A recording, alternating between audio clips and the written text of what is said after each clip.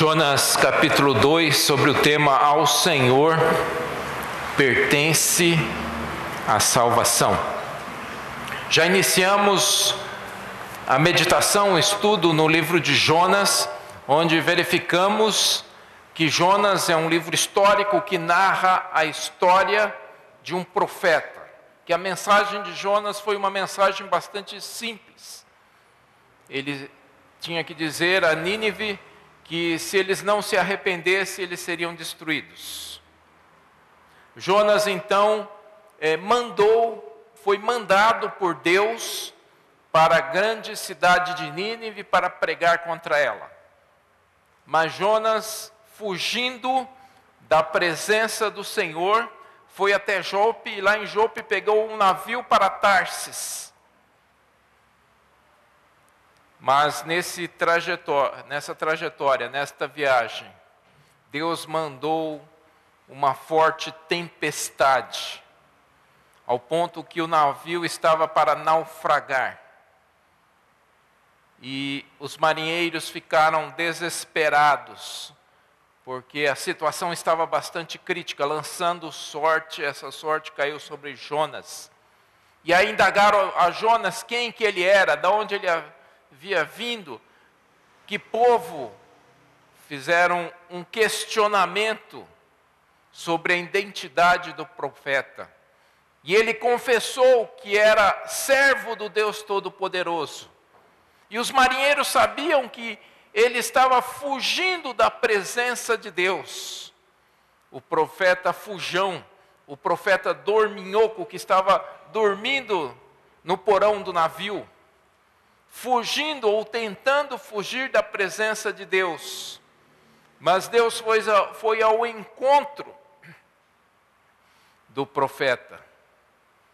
E aqueles marinheiros, diante da tempestade, diante do risco de naufrágio, sabendo que o culpado era Jonas, ainda tentaram salvar a vida de Jonas, não lançando do mar, mas por fim, não teve jeito. O próprio profeta disse: me lance ao mar, estará tudo resolvido.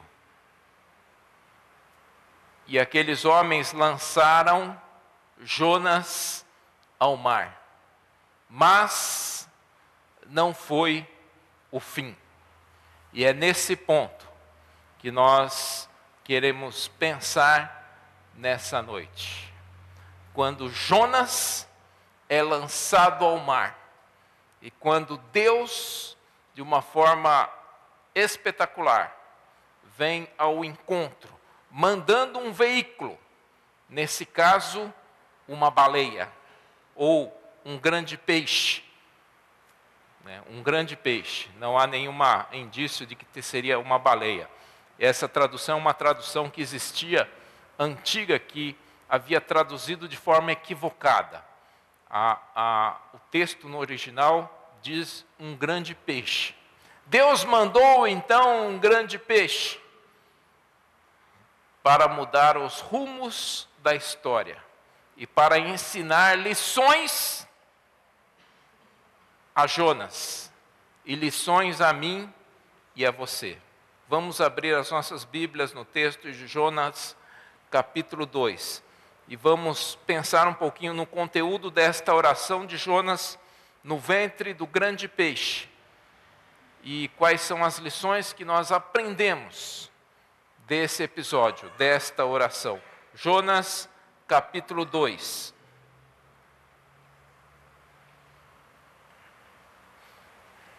Diz assim: então Jonas, do ventre do peixe, orou ao Senhor seu Deus e disse: na minha angústia clamei ao Senhor e ele me respondeu. Do ventre do abismo gritei, e tu ouviste a minha voz. Pois me lançaste nas profundezas, no coração dos mares, e a corrente das águas me cercou. Todas as tuas ondas e as tuas vagas passaram sobre mim. Então eu disse: estou excluído da tua presença. Será que tornarei a ver o teu santo templo? As águas me cercaram até a alma. O abismo me rodeou e as águas se enrolaram na minha cabeça.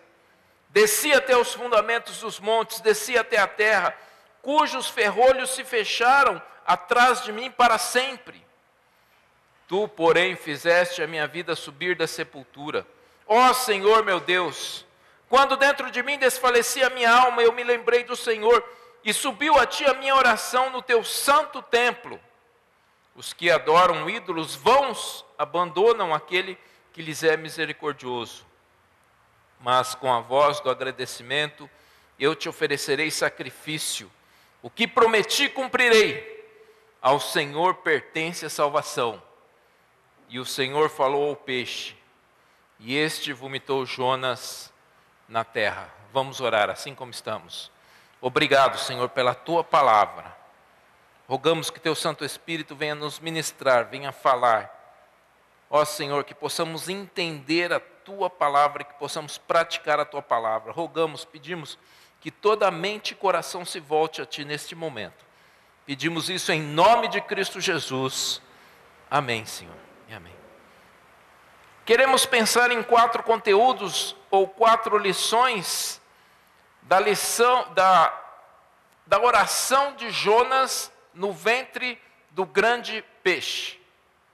Esse que era um profeta rebelde, um nacionalista fanático, uma pessoa desobediente, um contestador da vontade de Deus. Nós não verificamos em Jonas grandes virtudes, onde nós olhamos um profeta e vamos falar, que homem fiel, que homem dedicado, que homem obediente. Nada disso. Pelo contrário, Jonas era uma pessoa incapaz de compreender o amor de Deus. Era uma pessoa que era incapaz de compreender como que Deus poderia salvar pessoas más. Jonas era um profeta que achava que o Deus estava restrito a Israel, que era um Deus exclusivo de Israel. O fato de Jonas tentar fugir para Tarsis, um extremo do mundo antigo, na Espanha, atual Espanha, mostrava que ele pensava, imaginava que assim ele estava longe da presença de Deus. Um grande engano. Um grande engano. Mas queremos pensar em 4 elementos ou 4 lições da oração.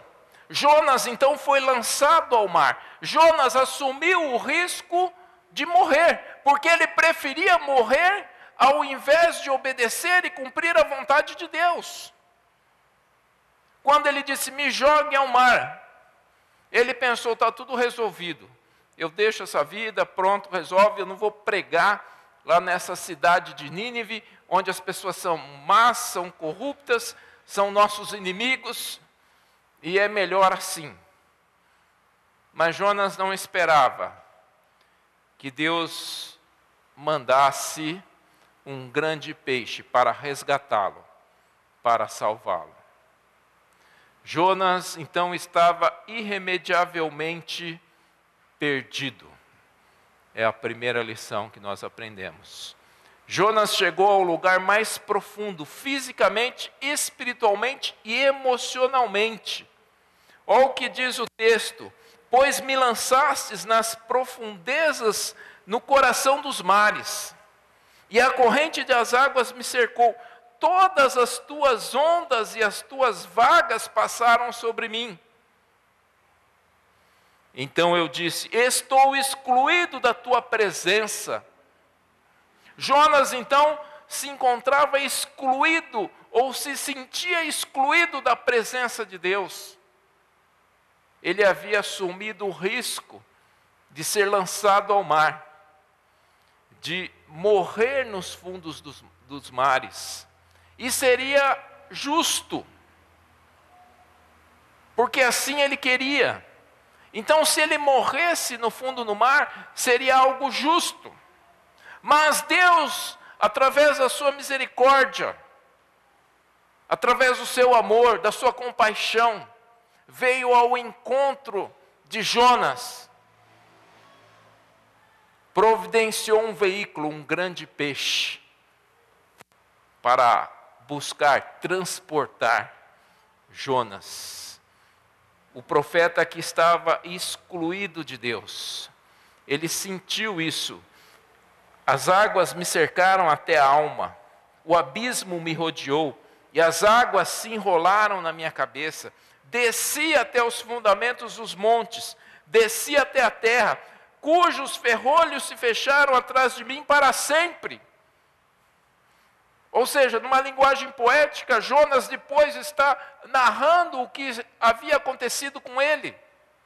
Então, ele estava totalmente perdido, irremediavelmente perdido. Ou seja, é como ele houvesse passado e os ferrolhos, as trancas haviam sido fechadas. Então não havia mais como ele sair dessa situação. Ele estava num beco sem saída, ele estava no fundo do poço, sem possibilidade de se salvar. Tudo isso é uma figura da minha e da sua vida, e da vida de todos os homens. Porque o homem natural está irremediavelmente perdido. Ele não tem possibilidade, com seus próprios esforços, de se salvar a si mesmo.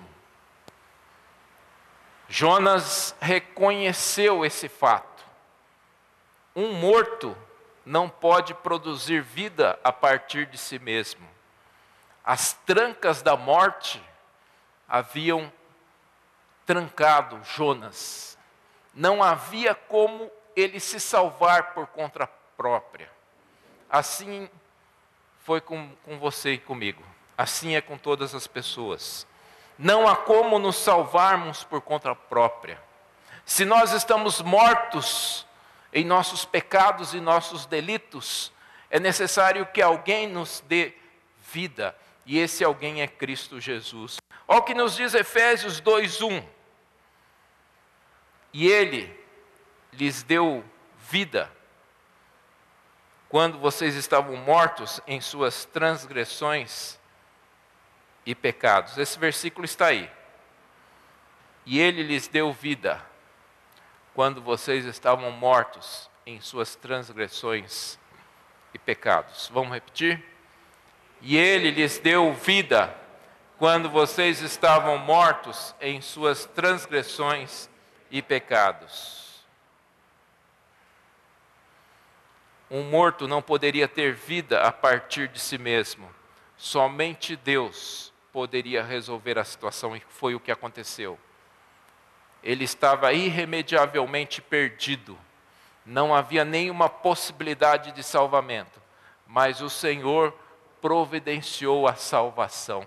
Essa salvação que indica, que mostra Cristo Jesus. Porque o próprio Cristo Jesus, e nós vamos ver esse versículo logo mais, diz que nenhum sinal seria dado, a não ser o sinal de Jonas, que passou 3 dias e 3 noites no ventre do grande peixe.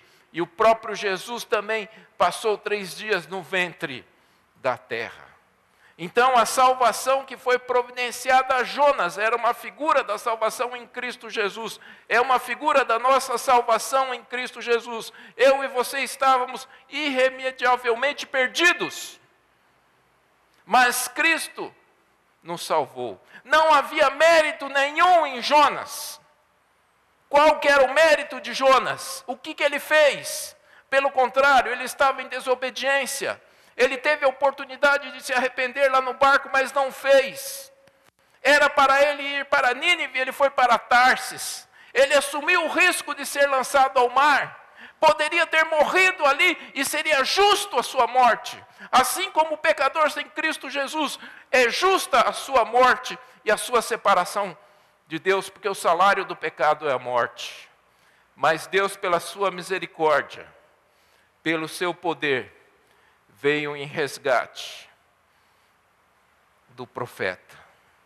Então a primeira lição que nós aprendemos nesta oração de Jonas é o seu reconhecimento de que ele era irremediavelmente perdido, que não há mérito nenhum em nós.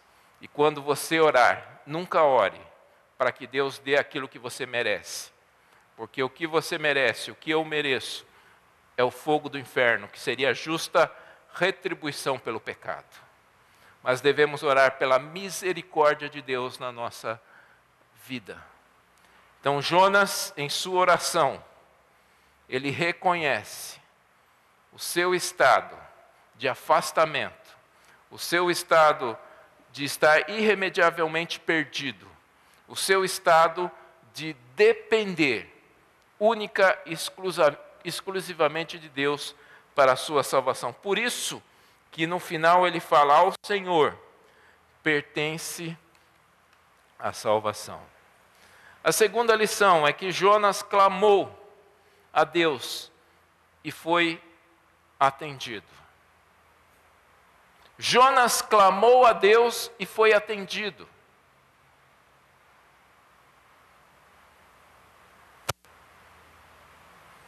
Muitas vezes nós colocamos condições, mas as condições, elas dizem respeito a obras que precisamos fazer, mas Deus não está vinculado a essas obras. Se Deus dependesse das nossas obras para ouvir as nossas orações, estaríamos perdidos. Jesus sempre requereu a fé. Ele pediu a fé. No entanto, Deus não está amarrado à nossa fé para as suas ações.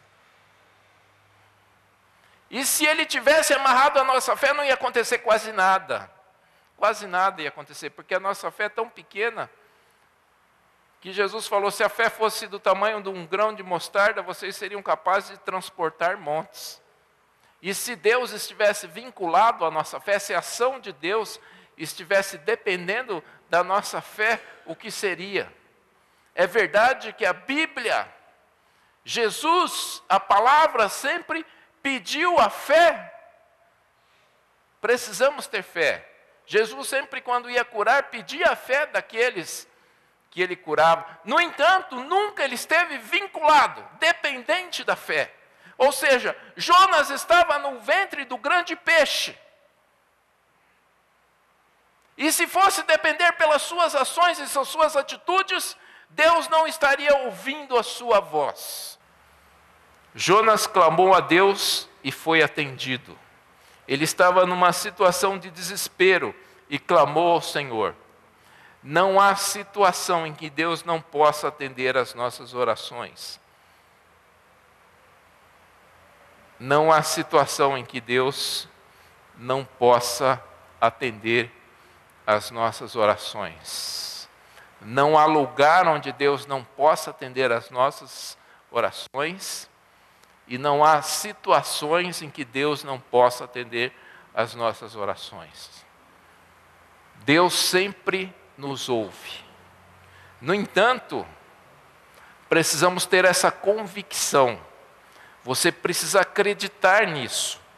Porque se você não acreditar nisso, você não vai buscar a Deus em determinadas situações, em determinados lugares. Você precisa ter a convicção no seu coração de que Deus ouve a sua oração onde você estiver e como você estiver. E Deus não apenas ouve a oração, mas Ele atende a oração conforme a sua soberania, conforme a sua vontade. E nós precisamos clamar ao Senhor. Há 3 aspectos onde a atuação de Deus se faz presente quando nós clamamos. Primeiro, nas situações do dia a dia, nos problemas do dia a dia. Vamos dizer, nas situações normais do dia a dia, mas muitas vezes situações onde precisamos da sabedoria, onde precisamos da presença, da atuação de Deus. Há situações onde há crise, há situações onde há um desespero, onde há aflição, angústia, medo. Essas situações Deus ouve e também atende. E na terceira situação, aqueles que clamam por salvação, como nos diz o texto, porque todo aquele que invocar o nome do Senhor será salvo. Romanos 10, 13. Jonas então estava numa situação crítica. O texto diz que todas as ondas e vagas passavam sobre mim. Então é uma linguagem figurada para descrever que todos os problemas, tudo de mal havia acontecido contra ele. Nos Salmos nós vemos essa linguagem também. Todas as ondas e todas as vagas. Nós verificamos que no mar é pior do que as ondas que nós conhecemos são as vagas. As vagas é aquela abertura do mar onde pequenas embarcações, na verdade, são engolidas. Então, quando elas caem naquela abertura que faz aquela vaga, muitas pequenas embarcações somem no meio dessa tempestade.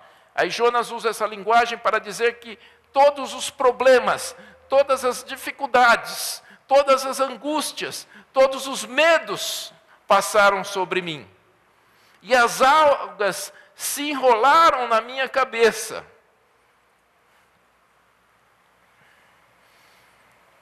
Eu penso que Jonas estava enrolado com as algas. Mas hoje algumas pessoas estão enroladas nas redes sociais, estão emaranhadas nas redes sociais. E essas redes sociais estão emaranhando a sua vida e a sua cabeça. Jonas literalmente tinha todas aquelas águas. Imagine um local pequeno, um local escuro, um local com pouco ar, um local onde as algas marinhas estavam ali envolvendo, enrolando a sua cabeça. Ele estava naquela situação e Deus ouviu a sua oração. Mesmo que não houvesse nada que merecesse para ele ser atendido. Jonas não merecia ser atendido. Não merecia. Assim como nós não merecemos. Não podemos viver uma religião de méritos. Não podemos viver esse tipo de religião. O cristianismo é graça. Nós não merecemos nada, mas Deus, com sua graça e com a sua misericórdia, tem nos dado tudo, tem nos atingido. E Jonas sentiu o que significava isso. Deus estava ensinando isso a ele também por causa de Nínive. Nínive era um povo corrupto. Nínive era perverso.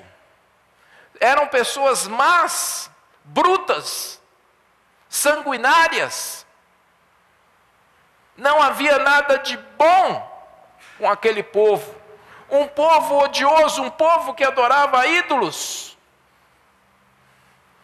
Mas mesmo assim, Deus estava estendendo a sua graça e a sua misericórdia àquelas pessoas. Nós somos assim também. Vimos um pouco isso a semana passada. Achamos que algumas pessoas não merecem a salvação.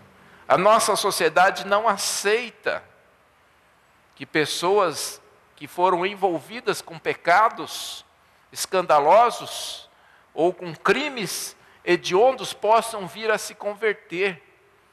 Não se aceita isso. Nós criticamos Jonas, mas a nossa visão é muito parecida com a de Jonas. Mas Deus é um Deus misericordioso. Deus é um Deus amoroso. Isso ele estava ensinando ao profeta. E o próprio Jonas foi alvo dessa graça, dessa misericórdia de Deus. Ele pôde experimentar isso na sua vida, mesmo não merecendo. E com isso, Jonas reconhece que a salvação só está em Deus. Isso é o ponto 3. A salvação só está em Deus. A oração de Jonas também é uma figura que profetiza sobre a salvação em Cristo Jesus. Mateus 12:40, o versículo que eu já havia citado, diz assim: porque assim como Jonas esteve 3 dias e 3 noites no ventre do grande peixe, assim o Filho do Homem estará 3 dias e 3 noites no coração da terra. Jonas, então, ela indica, mostra a salvação em Cristo Jesus. Não podemos ler Jonas sem ver Cristo Jesus no livro de Jonas. E Jonas reconhece, então, ele diz: ao Senhor pertence a salvação.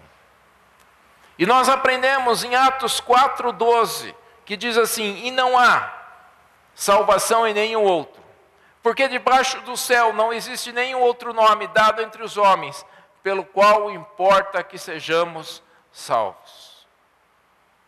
Aquele povo em Nínive só poderia ser salvo através de Deus. Os israelitas só poderiam ser salvos através de Deus, mesmo que Cristo Jesus ainda não tivesse vindo.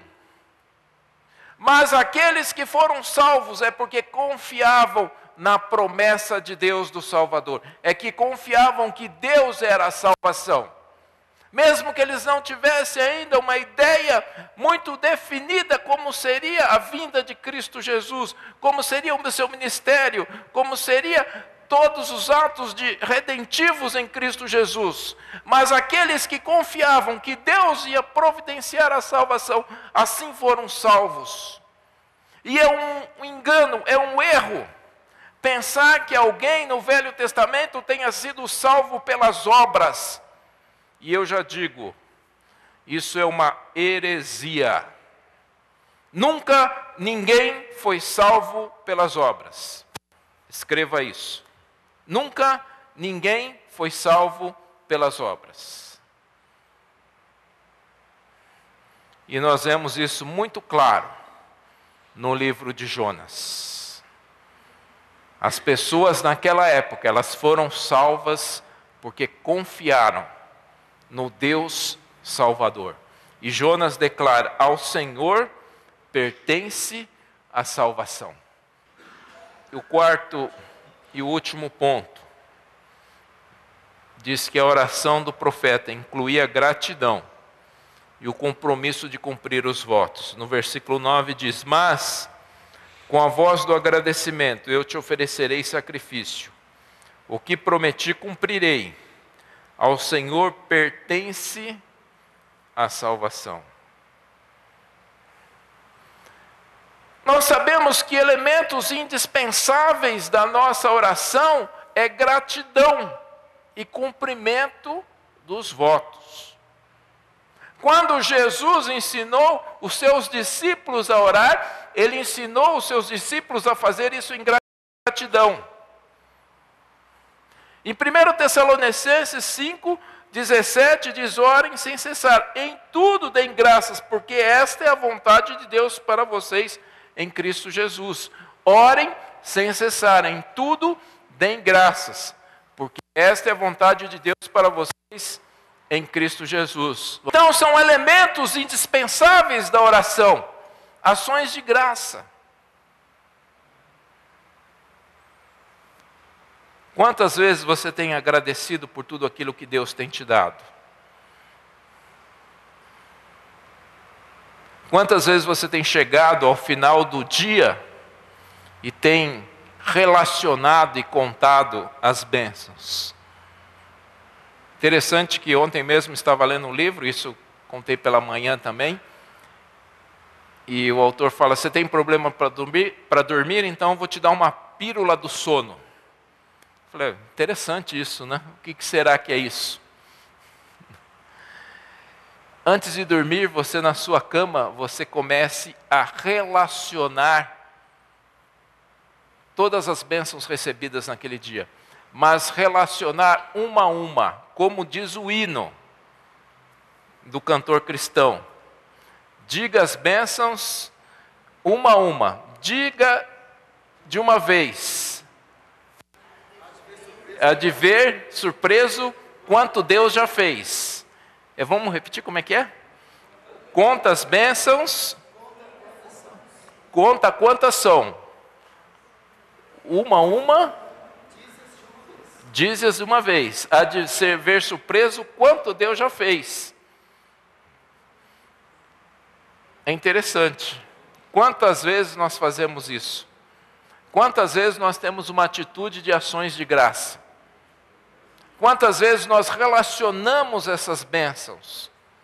O ar que respiramos, o alimento que comemos, os nossos filhos, os nossos pais, o nosso cônjuge, tudo que Deus tem nos dado, o nosso trabalho, a nossa igreja, o nosso pequeno grupo, a nossa saúde, todas as bênçãos que temos recebido de Deus. E quando fazemos isso, as coisas começam a mudar. E certamente, se você tinha insônia, olha, eu falei, eu vou experimentar. Eu comecei, acho que foi 3, depois não lembro mais, que eu já desmaiei, né? Nem dormi mais. Conta as bênçãos. A gratidão precisa estar presente. Naquele momento de aflição, Jonas teve uma lucidez, e nessa sua lucidez, ele agradeceu a Deus. Ele teve uma lucidez porque até então ele era um profeta fujão, era um profeta rebelde, era um profeta desobediente. Mas no momento, num flash de lucidez, ele consegue agradecer a Deus, consegue reconhecer a sua condição. Isso faz toda a diferença na vida dele e na nossa vida. Basta você conviver com uma pessoa grata e comparar com uma pessoa murmuradora. Faça isso. Você vai ver a diferença da vida de uma pessoa e da vida de outra pessoa, das bênçãos de uma pessoa e das maldições da outra pessoa. Não há coisa pior do que conviver com uma pessoa murmuradora, reclamadora, que não sabe reconhecer as bênçãos de Deus. Por outro lado, não há bênção maior do que conviver com uma pessoa de gratidão, que sabe agradecer a Deus pelas bênçãos recebidas. Então esse é um elemento importantíssimo da oração, presente na oração de Jonas. Outro elemento é o cumprimento de votos.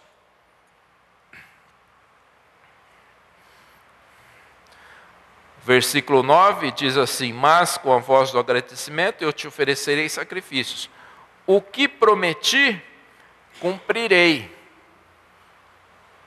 É muito fácil, quando estamos numa situação de angústia, numa situação de crise, numa situação crítica como a de Jonas, que nós venhamos a fazer votos, que a gente fale a Deus para que, ó Senhor, me livre dessa, porque aí não vou faltar mais nos cultos da igreja. Ó Senhor, me abençoe, porque aí eu vou ler a Bíblia todo dia. Ó Senhor, se tu me der aquele emprego, eu não vou falhar jamais no dízimo. Então fazemos votos. Quando estamos em situação de crise. E fazer votos não é ruim. Certamente Jonas fez votos. E ele está falando aqui, eu vou cumprir. É verdade que Jonas cumpriu alguns dos seus votos, não de bom coração. Porque ele saiu dali, ele foi pregar em Nínive. Ele foi à grande cidade de Nínive e foi pregar em Nínive. Mas não muito satisfeito. Não de bom coração. Mas ele cumpriu. Alguém pensa, não, eu não vou cumprir porque tenho que cumprir o voto se eu tiver desejo, vontade, só se eu quiser eu vou cumprir. Não! O voto nós cumprimos independentemente de vontade, de desejo. Nós cumprimos porque nós votamos. Nós fazemos pacto e nós devemos cumprir com esse pacto. Nós fazemos aliança e cumprimos a aliança. Isso serve para os casais. Alguns acham que o relacionamento conjugal deve sobreviver apenas com sentimentos. Eu gosto dela, eu amo ela, então nós vamos indo. Mas se eu não gostar mais, se eu não amar mais, então a gente desmancha o relacionamento. Não! Nós fizemos um pacto. Nós fizemos uma aliança. E mesmo que os nossos sentimentos não fossem favoráveis, ou não venham a ser favoráveis, nós vamos cumprir esse pacto e essa aliança. Os relacionamentos conjugais, eles são fixados através de pacto e aliança, assim como o nosso relacionamento com Deus é pacto e aliança. Você não vai sentir o desejo e a vontade de servir a Deus todos os dias. Você não vai gostar muitas vezes de fazer algumas coisas, mas você precisa cumprir o pacto, a aliança. E nós vamos celebrar essa aliança, esse pacto, na próxima semana, na ceia, na Santa Ceia do Senhor. Nós revisamos, renovamos esse pacto. Porque relacionamento com Deus é baseado em pacto. Pacto firmado com sangue. E sangue de Cristo Jesus. É um pacto de sangue. Então, não tenha uma visão romântica da vida cristã, ou mesmo dos relacionamentos. Muitas vezes os nossos sentimentos não serão favoráveis, mas mesmo assim nós precisamos cumprir os votos e o pacto. Ah, mas Jonas fez assim, ele era o único que fez assim. O apóstolo Paulo falou disso também. O apóstolo Paulo, ele disse que para ele esse encargo lhe cumpria. Se ele cumprisse esse encargo de pregar a palavra com bom coração, seria bom. Mas se não fosse, ele iria cumprir assim mesmo. Então precisamos cumprir os votos, porque Deus não se agrada de tolos. Olha o que diz Eclesiastes 5:4. Quando você fizer algum voto a Deus, não demore a cumpri-lo, pois Deus não se agrada de tolos. Cumpra o voto que você faz. Eu achei uma palavra interessante no nosso léxico. Peremptoriamente. Os votos precisam ser cumpridos peremptoriamente. Por que essa palavra? Essa palavra tem mais de 26 sinônimos. Eu alistei alguns apenas. Peremptoriamente significa sem falta, indiscutivelmente, rigorosamente, absolutamente, taxativamente, irrevogavelmente, completamente, etc. Então os votos precisam ser cumpridos desta forma. Rigorosamente, indiscutivelmente, absolutamente, taxativamente, irrevogavelmente. Ou seja, peremptoriamente. Precisamos fazer votos e precisamos cumprir. Tá? Quando nós fomos batizados, nós fizemos votos. E esses votos precisam ser cumpridos. Nós fizemos pacto, e esse pacto precisa ser cumprido. Nós fizemos aliança, e essa aliança precisa ser cumprida. Não se pode brincar com essas coisas. Precisamos cumprir aquilo que votamos. Enfim, meus irmãos,